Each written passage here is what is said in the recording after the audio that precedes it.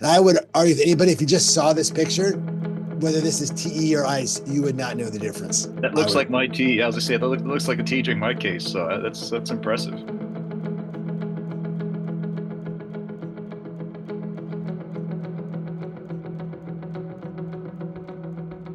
Welcome to this month's SWAC on Murmur MD for September of 2025. I'm Tom Wagner here with the esteemed panel of my co-host here, Dr. Matthew Price from San Diego. We have Nurul on. We have Dr.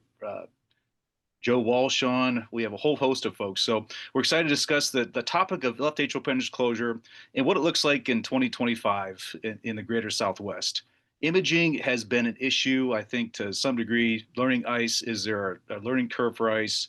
We're going to hear from one of the best specialists and experts here with Dr. Matt Price. Without further ado, Dr. Matthew Price. Thanks. Yeah. So, I mean, like, where are we going with LAO? I think ICE is definitely an integral part of not only the present, but the future, particularly 3D ICE guided LAO. And there's a lot of talk now. There is this Boston Scientific advisory letter about air emboli.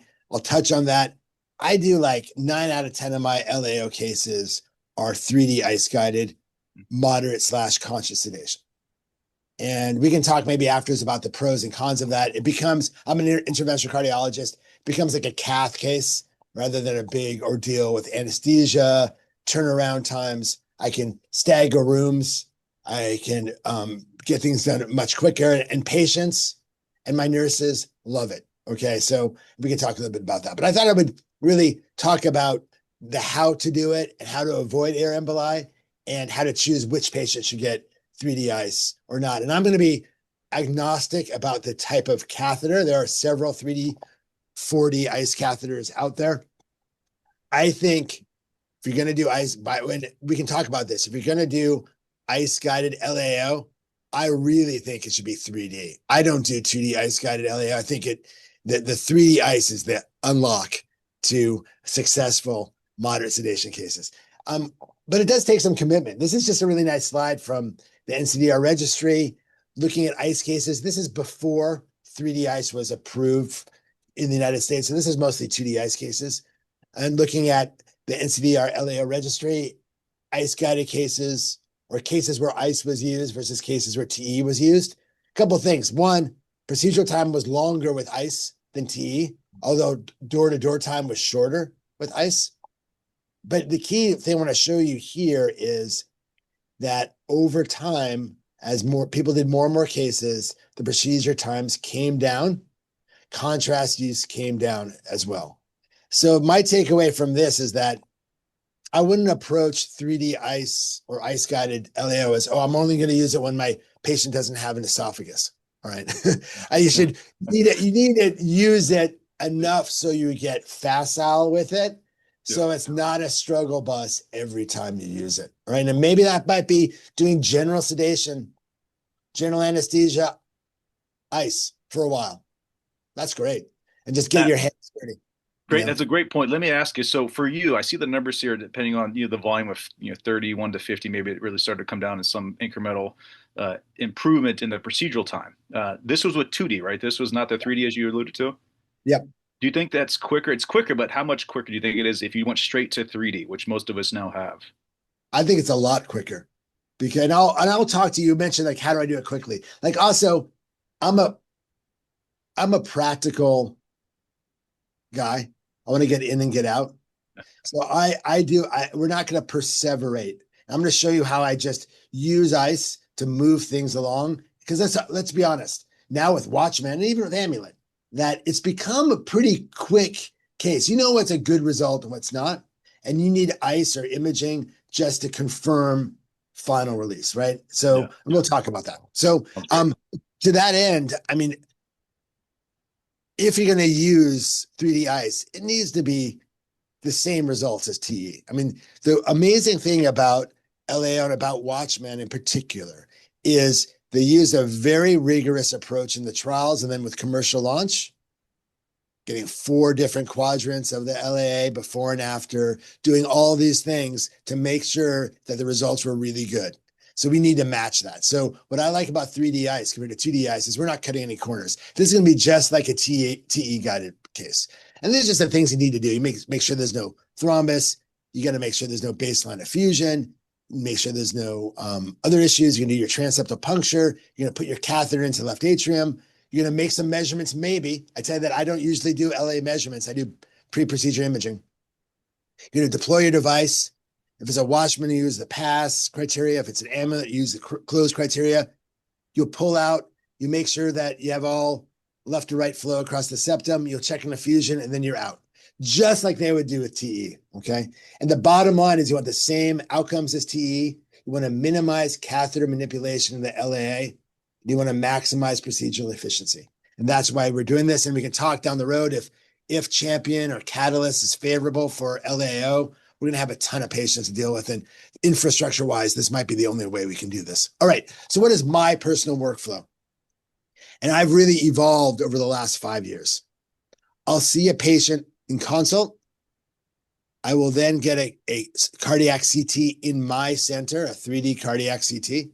I then do a post-processing. I use a company where I get artificial intelligence aided predictive capability of where the device should be implanted and what size device. This is FEOPS. There's now DASHI in the US. I know, Tom, I think you've worked with DASHI before. I don't know if they're or you can just use, a Cyrix or Watchman, True Plan, just to figure out before you go in there, what size device you think you're going to get. And then here I do 3D ICE, 3D ICE guided LAO. And I would argue with anybody, if you just saw this picture, whether this is TE or ICE, you would not know the difference. That looks like my TE. I was just saying, that looks like a TE in my case. So that's impressive. Right. And that's what you want. Okay. Yeah. So right here's a case. So this was a while ago. This patient, I did the CT scan. The max os was thought to be 26. And it's a very cool. This is the predicted result with a 31. The yellow color is apposition. You can spin this around. I don't think this is a video. You can spin it around, make sure you have apposition. So I'm going in here. What am I saying to myself? This is a caudal shot. So I'm going to have a pretty inferior mid puncture, okay? Because it's an areocaudal. And I'm going to go for a 31, kind of sort of a deep 31 device. So I can tell you that I've reached a point now where if I'm sure, I'm actually opening the device while I'm getting access. You can say, oh, well, who cares? That's 5 minutes. But Tom, you're a busy guy. 5 minutes in the lab, you're doing 20 cases a day. You need that 5 minutes. That's 5 times 20. That's 100 minutes. I have to cancel a few cases at the end of the day. Yeah. Exactly. Okay. All right. So that's a whole nother case. All right. So this isn't that particular case, but this is what you do. You can check for a baseline pericardial effusion. We can talk about it. You go to the bicaval view. You get deep into the SVC and you put on left flexion and clockwise rotate, and you get a 4-chamber view just like this. And you can see, and you'll check this afterwards as well to make sure it looks the same. Okay. Just as an aside, we can talk about like when are you ready to use ICE? Like I did a lot of PFO ASD cases with ICE. And there's sort of a pyramid of complexity. So it's nice to have some ICE under your belt before you jump into LAO. All right, then we do our transseptal puncture. This is the Philips 3D ICE system. You can use, there's Siemens, there's Biosense Webster, they're all great. So here in the Philips system in particular, it's like an X-plane, just like Philips. And it's a little bit different than TE, that you can go from -90 to +90, okay? And 0 is straightforward. So this is a bicaval view. So we're ICE, so this is the right atrium. So this is SVC and IVC. And we'll explain through this 60 degrees or so away. Remember when you're doing TE and the bicaval is like 110, so that your short axis is going to be like 55 degrees, right? So it's about 60-degree difference. This is the short axis. That's the aorta. So I'm here. I'm inferior and mid, just like I wanted. And you're tenting. It's all the same. I'm using RF energy here. You see the bubbles going into the left atrium. Hey, Maddie, when you're doing your transseptal puncture, do you ever? I know some people will talk about trying to align their transseptal puncture with the actual appendage on ICE. Is that something you do? Is that helpful? I know I don't personally use ICE, but some people will say that's a nice feature where you can line it up with the left atrial appendage. Yeah, I know. Shift Doshi loves to do that. I never do that. Okay. But some people love to do that. And then when I'm done, I look, I'm like, hey, look, I was perfectly lined up. So I think I just use the predicting where the appendage is going to be. And let's be honest, mid or inferior mid works for pretty much everything. Yeah. When you have chicken wings, really inferior and a little anterior for anterior chicken wings. With the steerable systems, are like TrueSteer. We're largely Watchmen still. Yeah. I find that teaching the fellows, going mid inferior is going to be good in about 95% of cases with the ability to flex that TrueSteer. I mean, we have definitely focused a lot less on the location anatomically of the transseptal puncture. We still try to aim for that, but we settle for mid more times than not, and the ability to steer down is wonderful. As we say now, 100%. Yeah. So one thing is sometimes you're doing ice and you've come down and you've fallen in the LAO view, like, where the heck is my tenting? I can't find it. Yeah. Here's fluoro. Fluoro is your friend. So this is just like, for example, you want your imaging plane to be directed at the tip of your transseptal sheath, right? So this is just, again, a quick cheat code. Step on fluoro and see if you're aligned. That can really help. All right, so this is, everyone's kind of like freaked out about crossing into the LA and how long it takes. If you use some just simple fundamental steps, this should go very quickly. So the first thing you need to do is dilate your septostomy site. Many people will use so if we're talking about Watchman, we'll just talk about Watchman today, a Watchman delivery sheath. You just dilate the septum with your delivery sheath, and then you cross with your ice catheter. I actually don't do that. I take a 6.0 balloon, 6.040 balloon, gently dilate it nominal. That, I think, gives you a little better dilatation and less interaction between the ice catheter and the Watchman delivery sheath when you're in the left atrium. People may say, oh, 6.0, that's a big balloon. Well, the Watchman, if I use TrueSteer for every case now, Tom, to your point, I just go TrueSteer. That's 15 French. So 15 divided by 3, that's 5 millimeters. It's 17 French. It's the OD 17? Yeah. OD right, 17 on the TrueSteer. Oh, yeah. All right. So it's 5.5, right? Yep. This ice catheter is 9. So that's about 3. So your hole is going to be 8. So yep. 6.0, but even an 8.0 balloon shouldn't be a big deal for the septum. And they tolerate that. They tolerate stuff so well. We do the same thing where a lot of our mitral sometimes, even TMVR trials, like you're putting a huge device in, you rarely have to close an atrial septum. Right. So I go to 6 or 8, and that usually does the trick. So this is how you can do it by ice, by imaging, but we're going to do it by fluoro. So I start in the LAO. And what we're going to do is we're going to put on anterior flexion until my ice catheter is aligned with the wire. How a balloon helps you as well is if you fluoro while the balloon is slowly going up, you'll see a waist in the balloon, and you'll know in the LAO, you know exactly where your puncture is. You tend to always start too high, so you want to come down and start low. Once you're aligned in the LAO, go RAO. And then it's a clock or counterclock of the catheter to align yourself. And then you go back to LAO. So we'll see what I do here. So I am going, put on some anterior flexion. I go RAO. I clock probably a little bit here as I'm advancing.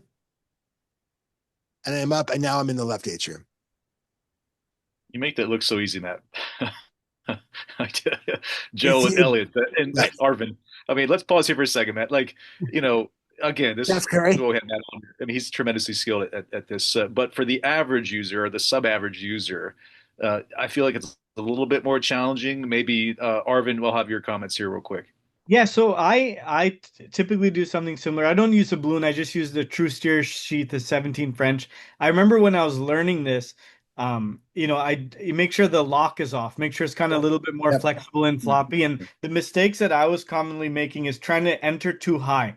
I would always be, too high. Like when Matt says he uses the balloon, you start seeing where the septum is, and you kind of use that trajectory to match the ice catheter in the wire. So our first, probably it took me 25 cases. So I'd agree with that study. We did 25 cases with anesthesia where we did both TE and ice. And what I like to do is I like to set a timer on, and I'll like talk to myself, say I have 3 minutes to try to cross comfortably. If not, I'll have our rep help us steer across using, the imaging catheter to keep the wire right in front, and then dive down. Yeah, I mean, what you can do is, like you said, you can actually see the hole on ice, and then I anthropomorphize, and I dive into and push forward, right? But you can't really see where you're going because it's the top of your head when you're pushing through. I think just take it slow. When you get frustrated and you start flying around, that's when. So take a breath, get a little zen, go lower than you think you have to go, and slowly try to cross following the wire. I think also if you have a really big right atrium, that's when it's hard. Joe, it looks like we have a question here from the audience. Matt, it says, why REO? What do you look for when you become REO? So REO is anterior posterior. So that's whether let me pause it here. Actually, let's go. Oh, let me go back. Play. I'm going to wait until we go REO and then I'll show you. So, okay, it's not the greatest example here because I'm already pretty aligned, but this is the spine here. So the sternum is on the right. Can you guys see my mouse? No. Let me. No, we okay. can see. Right. Yeah, there you go. There Perfect. Okay, so let's see. Here's the spine. So the sternum is somewhere over here. So this is anterior and this is posterior. So like with everything in structural heart, if you clock a catheter, you're going posterior. If you counterclock, you're going anterior. So if you're going in this direction, if you clock the catheter, you'll align this way. If you're going like this, you have to counterclock your catheter to align it this way. Gotcha. No, that's elegant, Matty. I like the LAO, REO. It's nice. All right. So I also didn't talk about ruling out thrombus, by the way. So I get that CT scan, so I know the patient, it's highly unlikely they're going to have a thrombus. I tend to stop a NOAC the day before. I don't continue the NOAC. So they hold 3 doses. The odds of a clot are really small. And then I'm just very careful. I'll also do a far field look at the LAA just to make sure there's no obvious clot. And then when I cross, I just really try really hard not to touch the LAA until I get my ice probe in there to take a look. So I'll quickly look with the ice probe, make sure there's no clot. Then I'll advance my true steer, put my pigtail up. And here, I'll just show you can do this if you want. I don't do this because I trust my CT scan, but you can do an NPR and you can measure the diameters here. It's not, the resolution isn't perfect. You can do the 2D, you can go around the horn in 4 quadrants. But my issue with ice is you may not be right down the middle of the LAA with your ice angle. So I generally don't use ice for baseline assessment other than if there's a clot or not. And this speeds things up. I have my CT scan, or maybe you have a TE from before. And then you take a picture. Do you feel the CTs overestimate your sizing? I generally feel like CTs slightly overestimate. Maybe it might be just our protocol where we hydrate them pre. Yeah. I generally see that we oversize. I think that's good. You'd rather have it oversized, right? So maybe you're right. I mean, if you look at the studies, you'll get about a 2 or 3 millimeter bigger measurement with CT than TE. But it's probably the right size. Yeah. It usually doesn't really matter unless you're at the borderline of sizes anyway. Another just thing, the thematic concept here is going to be with your ice catheter, have it pointing down the axis of the LAA. There's a lot of talk. You go to these LAA talk, LAO imaging with ice talks. They talk about the retro flexion over the supramitral view, the high pulmonary vein view, the mid LA view. Yeah, that's all well and good. What you really care about is a view that looks straight down the appendage. That's going to depend on the anatomy of the appendage. In this particular case, I showed you that REO caudal, we knew it was going to be superiorly directed. So I've got to flex this puppy back and I'm looking up. And maybe when I put in my device, I'm going to have to be supramitral looking up.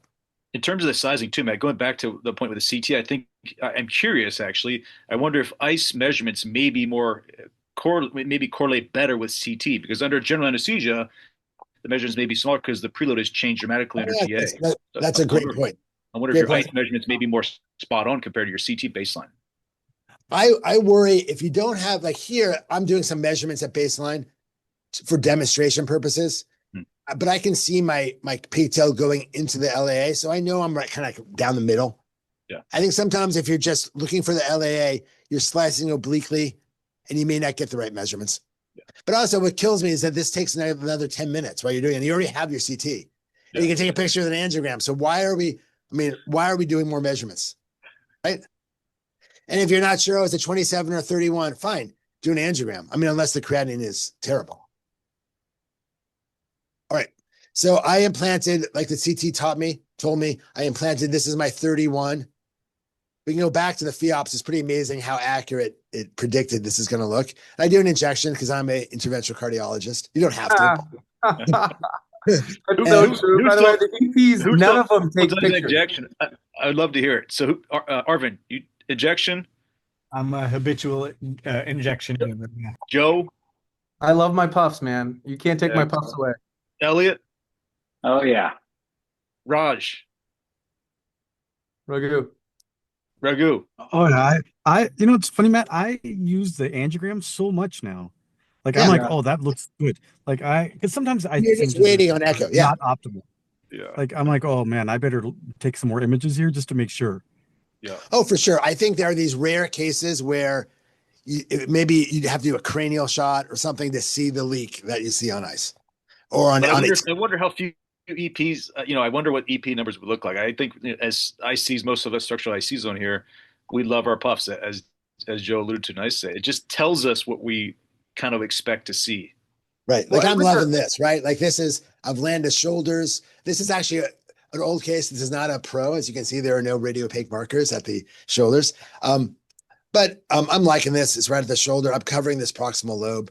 Now, I want you to see what I'm doing here. You can say, well, how do you get the great views on ice? Is my imaging plane is looking straight up at the shaft. Okay. And so what I'm going to want to do, just like we did on TE, is you want to look at the threaded insert, and that's where you do your measurements. And there's some trial and error to get it, but if you're lost, go to fluoro. So now you just do your pass. So this is going around the horn. So what I do is I find the threaded insert in the 0 degree view, and you want to get the device to be straight up and down in the 0 degree view. And then you can have your sonographer X-plane and rotate through the other 3 quadrants, which in the Phillips system would be 45 degrees, negative 45 degrees, and 90 degrees. And you look at each one, you're looking for color. You can also just scroll through every 10 degrees looking for color. Now, the diss on 3D ice is that there are some angles where you get less resolution because the aperture of the catheter is small. This is the old generation software. It's gotten a lot better, but this would be like as bad as it gets. And I would tell you that you can tell here that this is a good deployment. People perseverate over the 135 degree view on TE. I agree. It's an important view. You don't want to miss that. And so you get the same thing here. This is the PA in long axis here. So this is a 135 degree equivalent. You may say, oh, well, your 135 degree equivalent is bad resolution. Is at the 90. So all you do there is you can flex with your A, or you just change it around a little bit by 45 degrees, and your 135 view will be hopefully in a different quadrant. Anyhow, this looks great. And then you do the same thing. What I actually do is I go to 0, then 45, acquire, color, acquire, 0, negative 45, acquire, color, acquire, 0, 90, acquire, color, acquire. Or there are hotkeys, 0, 90, 45, negative 45.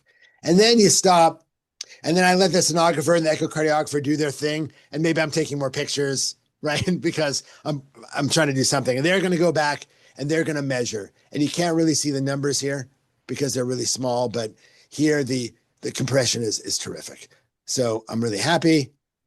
And then I release, and I've learned now to do some pictures after release, because if you're going to do a follow-up in 6 weeks, let's say you're doing a TE and it looks like it's proximal, say, hey, did I leave it like that? You can go back and at least know how it looked like, right? And the TE people always do that. So again, I'm just reiterating, if you look here, I'm looking straight up at the device, and you see here, and I submit to anyone that this is as good as TE. And the other thing that I love is when maybe you're struggling to get views on ice. Let's see, you can't get as good views on ice. But when we struggle on TE, and you can't see the LAA, it's never the TE's fault, right? That's just how it is. So like anterior chicken wings, they can't get a good image, right? So we don't complain about, so I think there's gonna be some cases where TE doesn't show you well and other cases where ICE does. I think for the TE, it'll depend on where the esophagus is compared to Matt, it's never the imager on TE, it's always the TE probe.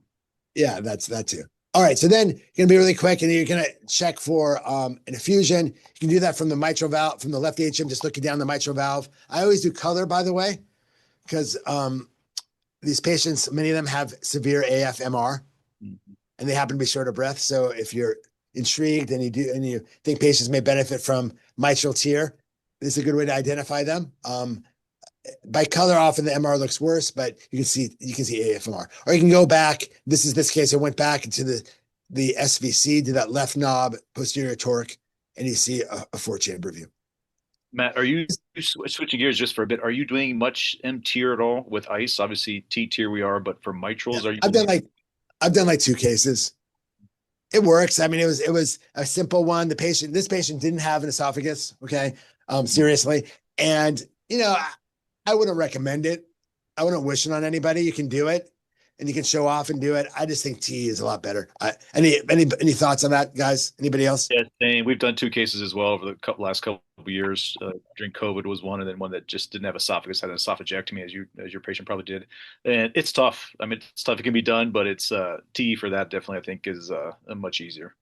It's also very uncomfortable if you lose your ICE probe. Like I kept sweating. I've done 2 cases as well. Yeah. And I was very concerned if I lost my ICE probe. I was like, what am I going to do if I lose this? I guess I'll just have to stick the septum if it comes to the right atrium, not if you lose it. If it comes back to the right atrium. Yeah. And it's a more technically demanding procedure tier. You need kind of both of your hands, but if you're doing it by yourself, it's a lot more difficult to manipulate the ICE catheter simultaneously. That's a great point. I know there's some people using ICE for everything though. Like I know a couple people out here in the Northwest that are doing, ICE guided everything. They're doing their tier cases without TE. They're doing their M tier cases. So I do think it's penetrating the market a little bit more. Yeah, I do think for mitral tear, I mean, I think we should get surgical results, and like not just one clip, moderate MR, you're done. You want 0 MR, okay? So or if you can get 0 MR as close, and I think just doing ICE and getting out of Dodge, I don't think is the way to go. That's my 2 cents. Arvin, you agree? It's not ready for prime yet. Yeah. I just want to be agnostic that you can also do this by amulet. So I'm showing an amulet case. Okay. Amulet's actually easier. Hey, Matt, who runs it? What's that? Hey, Matt, who runs your ICE probe? Who runs the machine on the backside? They don't have these handheld, they don't have tabletop controls yet. Not yet. They're working on it. So I have a sonographer run it. Is your sonographer run it or your echo doc? Do you have an echo doc? Sonographer does it. Sometimes an echo doc, if they're bored and not busy, they'll come down and help. One of my structural echo guys. But you should do, instead of making Arvin do it for you during your cases, you should train your sonographers. Have Philips or whoever catheter you use train your sonographers. Also, the companies, there's some differential, but the companies have pretty good support. They should be there and help you run the catheters. Yeah, they all do, honestly. All the companies, we've trialed all the ICE catheters. I agree with Matt. I think they do a really good job of clinical field support. All right. So this is the what's it, the gorilla in the corner? Yeah, gorilla in the room. And I'm like, WTF? Like, what is this thing that Boston Scientific just sent, and it caused a big kerfuffle at the hospital. They want me to sign things, all sorts of things. And for me, well, I think it's good to recognize that this can happen, particularly when we're doing more and more moderate sedation cases. But for those of you, and I see our esteemed panelists here, all of you, I see ASDs. I'm sure they're doing it with ICE, with moderate sedation or PFOs or perivalve. We know that you have to be careful with sucking in air into the guide when you're doing these cases. And you have to be very cognizant about air embolism. So there are some things you need to do. So I would let me just walk through this. So any left-sided structural procedure done under conscious sedation has a risk of air embolism. In fact, even under general anesthesia, yes. I mean, one of the things that happened in the early Watchman experience why it didn't get approved right away is there were some strokes early on, air emboli, leading to strokes in the PROTECT trial.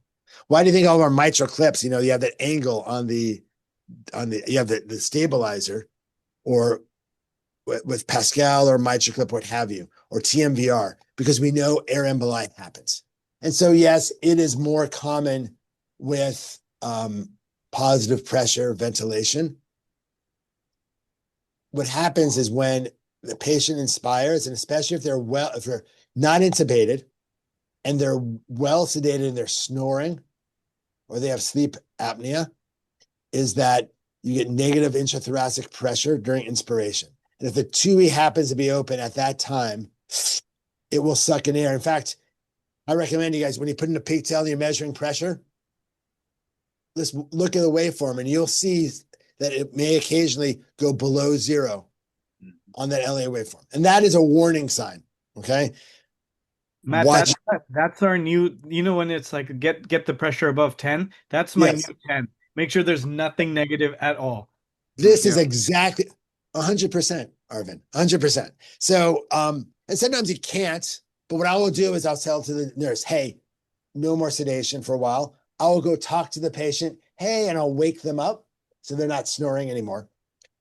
And I'll walk through actually what I do here. So first, keep the patient well hydrated. And I'll give Boston Scientific credit, is that now, since I'd always give fluid, but now I have it on my pre-op orders, is they get 500 cc's to a liter bolus in the pre-op area before bringing them back. Okay, to make sure they're well hydrated. And you know what I've done in the last couple of cases is when I do the transseptal puncture, I actually, instead of just dilating and taking the transseptal sheath out, I'll actually take the wire and dilator out and I'll measure LA pressure right then and there. That's something we didn't have, we don't have with our current transseptal devices. When we use needles, we would know off the bat what the LA pressure was, right? So I think this might be a good idea, just to give yourself some time, get an LA pressure, and then you can start giving more fluid while you work up and cross with your ice probe and all of that. You get more fluids. So the other thing is, when you're pulling that pigtail, don't just pull the pigtail really fast. Or let's say you don't like your deployment of your device, and you brought it back in the delivery sheath, you're going to exchange devices. Pull it back slowly so you don't entrain air as you pull that back. When you're out of the sheath, a nice thing to do is keep the proximal end, the proximal hub of the sheath, below the level of the patient's heart, so that blood goes, so the pressure, that makes it less likely that the pressure in the heart is lower than the ambient pressure at the end of the delivery sheath. Also close that thing really fast, okay? One of the issues with the Watchman sheath, that hemostatic valve, is not great. You got to turn it and push it. It takes a little while. This is something I think many of us came into when we first started doing moderate sedation ice, is we'd advance our true steer Watchman sheath into the LAA, take out the dilator, and no blood would come back. And scratch your head, and maybe you'd move around a little bit. I might be against the wall, and you're futzing around, okay? I think this is where the air emboli happened. It happened to me once. I didn't know what it was. Eventually, I just pulled it out. This is, you have a column of air in that sheath. And you will find you'll try to aspirate and you'll just get air when it's not a very good situation. So my policy now is just pull that sheath back into the RA, give some fluid, start from scratch. Okay, that is a really important thing. What else here? So one thing, actually, I was just at a meeting and someone mentioned this, I think it's a good idea, is when you're advancing the delivery system into the delivery sheath, right? You're going wet to wet. I have my, pressure, the salient's going through a pressurized system, and I go meniscus to meniscus, and I advance. And I'll advance about this much, maybe this much, and then I tighten down the TUI and aspirate on the manifold in case you didn't actually do a true meniscus to meniscus maneuver, right? Maybe you entrained a little bit of air when you were at that very moment because the patient inspired. So you may have to make sure that the TUI is tight as can be, that hemostatic valve is really tight so you don't entrain air when you aspirate. The other thing, finally, is when I'm going up with the delivery system, I have myself or my fellow is slowly injecting contrast or saline into the delivery system. So that that prevents saline from being, that prevents air from being entrained as you advance up through the guide. We love doing that. Doing that contrast as we push up the device through the true steer is, if the creatinine is okay and not an issue, then we fill that whole sheath with contrast. Yep. And as you push it up, you'll see little bubbles inside of it. If you see that, stop, obviously, and aspirate back. I love using contrast in the sheath as the device goes up. Yeah, I do the same thing. And then whenever you do a full recapture, just aspirate. Yeah. And then don't sedate too much. That's really my last slide. So, and then when do I not do ice? So if somebody is really morbidly obese, they're going to lose their, they're going to really lose, they're going to close their epiglottis during moderate sedation. And if they have severe obstructive sleep apnea, some other things I may choose TE guidance is if their GFR is really low and I can't get a pre-CT. If I'm going to do, I guess you could show off and do it ice through the whole thing, but I want to make sure there's no thrombus and things like that. So I just do TE guided with anesthesia. If I'm thinking about fixing the tricuspid or mitral and I want a TE, it's a 2-for-1. If they can't make the extra visit for the CT scan, I'll do a 2-for-1. And I mentioned obesity and severe OSA. So I'll just go to the last dot here, is that the goal is minimal physician staffing. As my partner and mentor, Paul Tierstein, said once or multiple times, that collaboration, like with your anesthesiologist and your physician partners, means doing something on somebody else's calendar. Okay. So you don't have to deal with anesthesia. And if Tom, or was it Arvin and Rego, you get your sonographer to run the machine, you don't have to worry about another echocardiographer. And the patients totally love it. And so do the staff. And I'll leave it at that. But Matt, we're in the era of the heart team. Yeah, Arvin, I don't know about that, Arvin. Arvin's wearing his heart team scrubs, just in case he was. Who has veto power on the heart team, Arvin? Whoever has the loudest voice. Listen, Matt, that was phenomenal. I must say that was just an exceptional exposure to ice. That was like course 101 and 202 and 303 all in one. Joe, what are your thoughts here? No, I love it. I mean, I definitely think it's got huge advantages as we see some of these new clinical trials be released, like Champion. We're definitely going to be inundated. I think people are going to have trouble scaling their programs to meet the needs of more and more Watchman patients coming. So I think it's great. We've run into some problems at our institution with ICE because of the cost. Our administrators told us because the catheter's $5,000 that we were actually spending more money on our ICE guided cases than our TEE. I think there's obviously, an impediment given you're so used to this workflow that you've gotten used to on your Watchman days. So I'm still an old meat and potatoes TE Watchman planner. I love ICE. I'll probably eventually use it, but for now, I'm still there. Arvin, can you talk about your experience, buddy? Because I remember we were at a meeting I think it was 3 or 4 years ago in Orlando. It was TCT, and you told me you're like, I'm gonna learn ICE this year, and you did it. To your credit, it was tough. I mean, the hard part is I'm in multiple hospitals, and I can't always get an imaging doc. And like Matt was saying, I can't always rely on an anesthesiologist. I can't predict that, so I needed to start doing these cases as a single operator, being the imager and the operator, because you just couldn't rely on it fully. So I think exactly what Matt showed. I thought it took about 25 cases for me to get pretty comfortable with ICE alone, right? And then also, Arvin, you've done a lot of Watchmans before that. Yeah. That's true. That's the other thing. So Yeah, it's like you don't want to be learning both things simultaneously, because you want to be able to deploy a Watchman using muscle memory and focus on the ICE, right? Correct. Yeah. Totally get that. I mean, I think actually we were doing 2D ice in the beginning.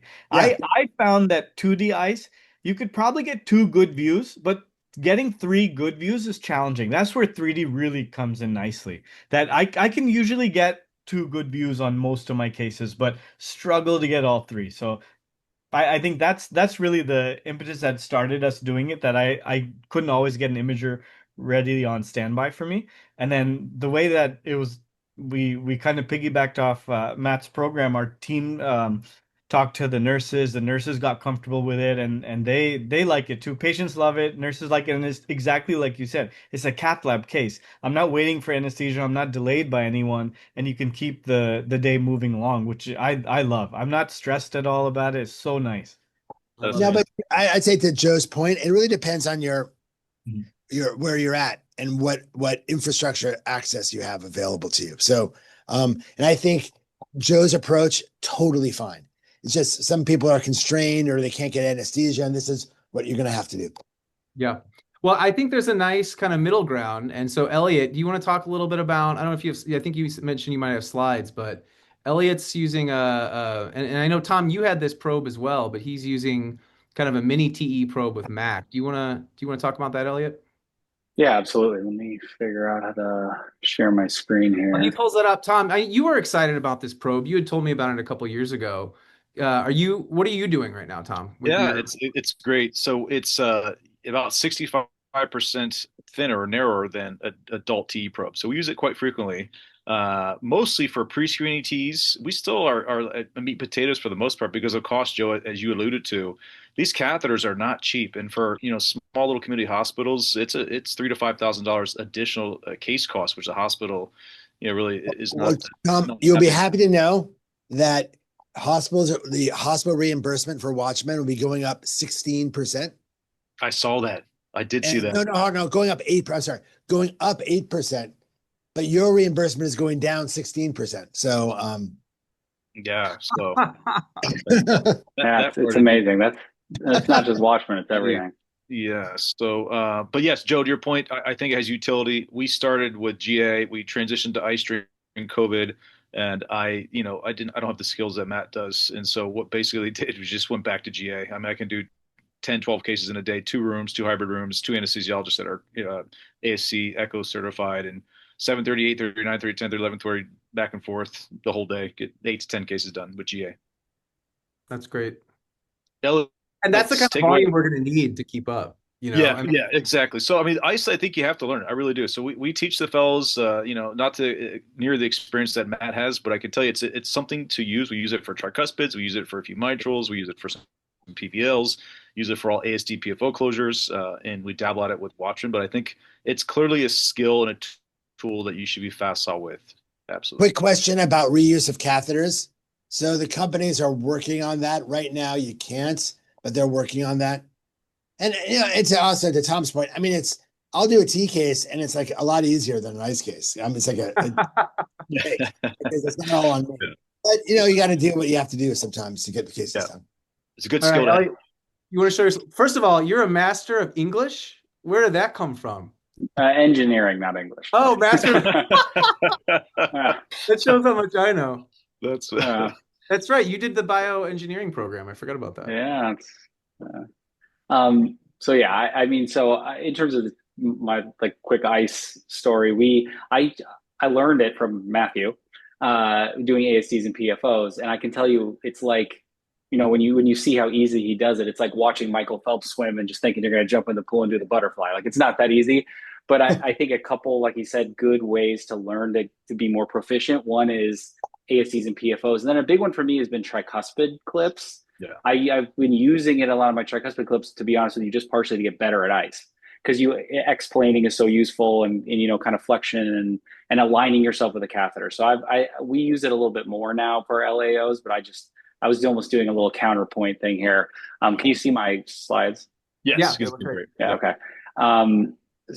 So T, just a little quick summary here, probably too many words, but TE does still have superior resolution to ICE. Like I just mentioned, you have to be good. Being good at ICE is a skill you also have to acquire, whereas with the TE, you're depending upon someone else to be good at it, which is always nice in life.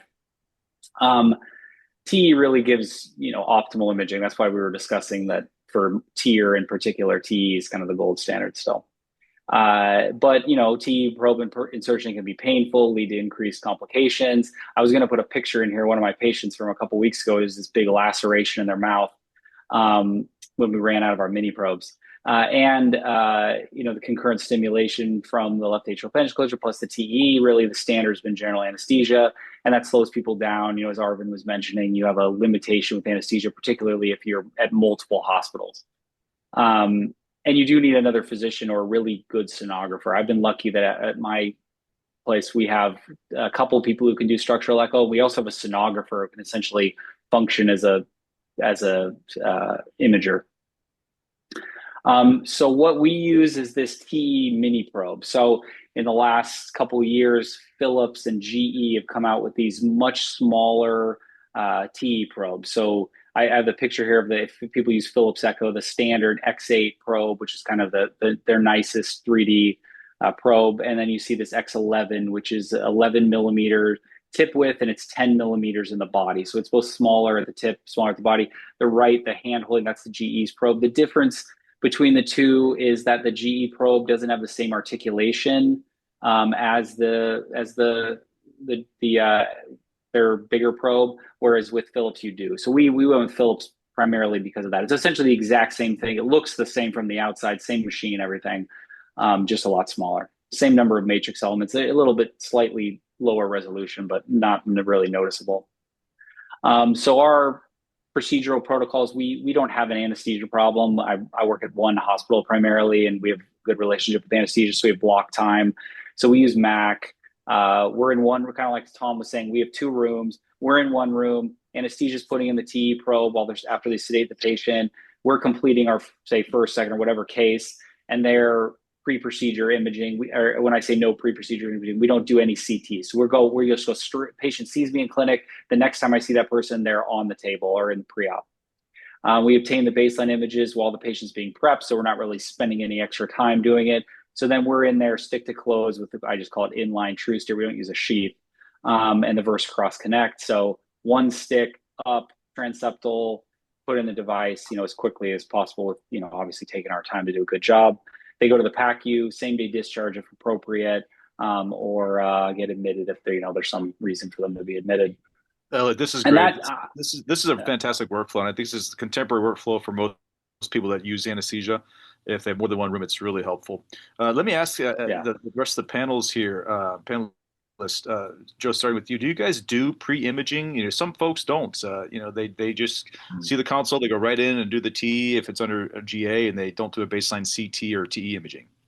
No, we don't do any pre-imaging. I think we're pretty inundated with mitral and aortic and tricuspid now, and so I like that Watchman's, we keep it simple. We see them if they have an appropriate indication, we schedule them, we do our pre-procedural TE images, and then we put the device in. Now, I will say we haven't had a failure with TrueSteer yet, but in any case where we have a failure or a suboptimal result that we don't accept, then I'll get a CT and we'll do more planning. But honestly, it's 99.9% of the cases I found we can get a good result with just TEE. So I'm not saying it's overkill to get a CT. I just think from our throughput and our workflow, we don't want to hold up the CT scanner for the 300 Watchmans we're doing a year. Absolutely. Arvin, maybe comment from an ICE standpoint. I think I totally agree with Joe. If you're doing GA and you can have your anesthesiologist or imager getting baseline images prior to the transseptal, maybe comment on getting a pre-CT prior to ICE cases. So different practices and even my own practice. So if you talk to Dr. Galapudi, he does not get it. He gets it on the table. He'll do actually kind of the mini TE probe on the table and then do the case with ICE. I like to do the pre-planning with the Watchman, the Boston Scientific, the True Plan. That's what I do. It's funny because, even throughout the history of Watchman, how many times have you done a Watchman case or a pre-planned TE or a CT and said, oh, this is not a case? I feel like you still go into the procedure saying, oh, we could probably still get it done. There's very rare total screen failures from the pre-procedural imaging. So I totally get both sides. From my standpoint, I like to kind of go in with a good vision of saying, hey, I want to know what everything looks like. Is this case going to be super hard? What am I going to need? Or, and it's just another checkpoint for me saying okay, well, I kind of know my sizes and can kind of predict a lot of stuff. So I do like it from an ICE-based standpoint. Yeah, we started to getting CTs, including from hepatic vein up to jugular. We've done a series now of transjugular, and getting that CT up front, knowing that access if it's needed is very reasonable. Elliot, let's move forward here.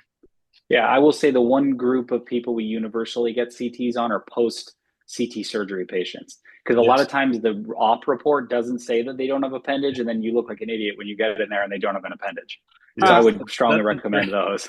that's Are a those very good I Stanford point. also, docs, Yeah. are the Stanford yeah, docs using AtriClip yet, Elliot? Because they were still doing no, they those still just sew half-assed them off. They ligations sew them where off they, and then they all open back up. It's great. Yeah. That's Um, very true. That's good to have that CT. yeah. I Okay, will next say one. the only other the one thing I will comment to is it's actually a patient level thing. I've worked in two places. One was at a safety net academic hospital, and then I now work in a much more affluent area. So my patients now are super compliant.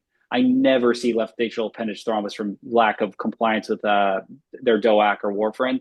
Whereas at my previous job, it was much more spotty, and I actually did get pre-imaging, not necessarily because of procedural planning, but purely because I had to cancel in cases on the table because they had a thrombus.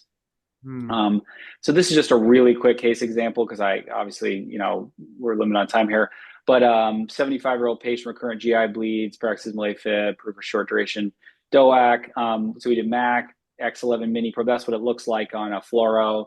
The true steer sheath with VersaConnect. So it's a little bit of a funky anatomy. There was some more space posterior. So this was very interventional cardiologist style. I deployed posterior to use the depth, and then I didn't even bother to ask about the TE because I just did an angiogram and I see there's a big leak. So I just recaptured and repositioned. And then it's so easy with true steer. I mean, it's one of the best developments in this procedure. It makes you look good, even if you're not that good, like me. And then so I just kind of flex anterior, redeploy. Device actually looks better, less constrained, adequate compression, great result. And then this is the mini probe. I'm very impressed by Matthew's ICE images. Mine aren't as great, even though I use the exact same probe. But this gives really good, really nice images. That's just the 135, the little muffin top, but that's because we're sitting on that kind of reg in a nice 3D, and then you're out of the case. So I really like this thing, and the patients love it. And we went from having like a fair number of oral pharyngeal complications with TE to essentially having none when we switched probes. Wow. Now, Tom, are you still using this, or are you just using the X8 still? We went back to the X8 because of cost. We did use it, but it was a little bit more pricey, and we're hoping that once they're able to kind of refurbish them a little better, we'll be able to use it. So I personally think that's the future. I know there's some obviously strong ICE advocates on the panelists, including obviously Matt, who had to hop off, and we appreciate the insight. I think you do what's best for you. What's good for your program. If you have the ability and resources to do GA, I mean, we've done like an 8-minute. Actually, I did a 4-minute GA case. 4-minute deployment case in a Watchman. Wow. So, I mean, it can be done if you walk in the room, you have your baseline images, you have, everything's already done there. I know exactly what I'm going to do. And I literally just put a transseptal system up, integrated true steer, burn through, take a picture if you think you need a picture, and put a device in. I think GA, in my opinion, I think ICE is nice, but GA is the freeway, at least for our program. So, Joe, let's maybe. That's like the 4-minute mile. You just broke the 4-minute mile with Watchman.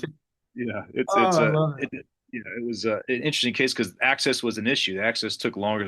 We had a vascular issue trying to get in, but once we got in and got up to the transseptal, it was literally 4 minutes. So this is getting to the top of the hour, Joe. This has been phenomenal. Let's maybe go around the horn here, get everybody's input, and why don't we start with you and tell me your thoughts and exposure to Matt's expert ICE lecture he gave us. No, I think it's great. Great information, a great tutorial on ICE. I think, we had 6 different operators on the call, 6 different people do it 6 different ways. And I think that's just the way structural heart is. I think everybody has to adapt to their program and the challenges and overcome them and just try to scale your inputs and your outputs. And that's really, at the end of the day, we have to take care of the patients that were referred. So I think just getting a good result is the most important part. And however you do that's, I'm kind of agnostic to that. However you want to get a good result, but just, good quality work. And I think we've seen 6 different approaches that are excellent. So Elliot, how about you, bud? Any closing thoughts? Yeah, I agree with you completely. I think a lot of these procedures in general are just about doing it safely and well. And if you have to do a little deviation from an expert, that's fine. I mean, as long as you're doing a good job for the people who are showing up in your lab and they're going home and they're, off anticoagulation, that's the most important thing. Cool. Arvin, closing thoughts, bro. There's a lot of AFib out there. So yeah, whatever works for your program, I think is important. But I mean, the ICE definitely has its limitations in terms of that barrier of entry. I feel like that's definitely the biggest thing. Cost, like you mentioned, and then barrier of entry are probably the two biggest issues with it. But I think it can be proven to be safe, effective, and efficient for those who have anesthesia issues. You guys gonna start doing FARAPulse with your Watchmans now, Arvin? I'm waiting for the first interventional cardiologist. My dream. I think I can. I think I can. Yeah, be the groundbreaker for us here. Yeah, open up the doors for us because we know it's coming. And I'll go to a course and ask about it. And I'll just tell them I don't do Watchman with injection, and they may let me in, right? Oh, that's fantastic. If anybody's gonna do it, it'll be Arvin. That's good. Joe, I tell you, that was remarkable. September 2025 SWAC on Murmur MD again. Just another robust discussion with some esteemed panelists and operators with ICE and GA. And I want to thank everybody for joining, and particularly Murmur MD, Joe, you and Aiden, and the rest of your team, and Zach have done a phenomenal job of really allowing us to have these discussions, but then cataloging, and allowing us to go back into a virtual library and review this. I'll go back myself and look at Matt's discussion and his slides. I think this is a remarkable exposure to a new standard of care. So thank you very much. Absolutely. And this will all be on the app. It'll be on YouTube, Spotify, and we'll have links to all this for people that didn't get a chance to see it. So it will live on in time. Excellent, guys. Everyone have a great night. Thanks for joining. Thanks, guys. Appreciate everybody.